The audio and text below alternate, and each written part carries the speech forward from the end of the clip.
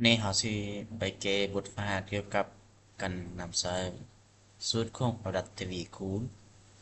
ประดับทวีคูณที่เขาก็จะนำใช้ให้เขาจะนำใช้ว่าประดับทวีคูณของประดับทวีคูณของ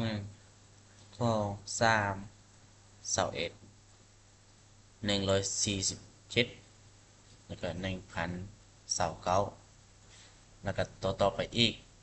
ฉะนั้นเขาจะนำใช้สูตรของประดับทวีคูณก็คือจงสองห้าตัวทวี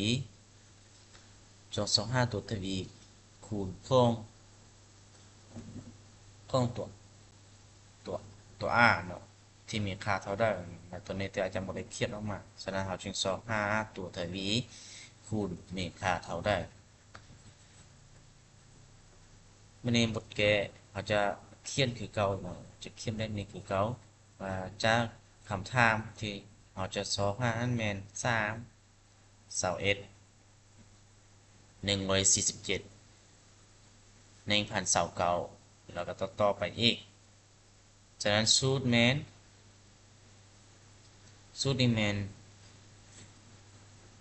ตัวทวีคูณนี้จะเท่ากับจะใช้สัญลักษณ์เกี่ยวกับตัว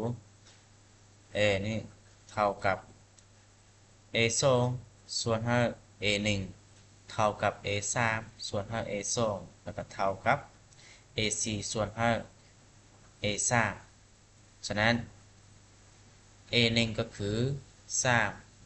a 2ก็คือ21 a 3นี่ก็คือ147แล้วก็ a 4นี่ก็คือ1,029แล้วก็ต่อไปอีกฉะนั้นเราจึงได้สูตรว่าเราจึงได้แทนสูตรตัวทวีคูณนี้จะเท่ากับ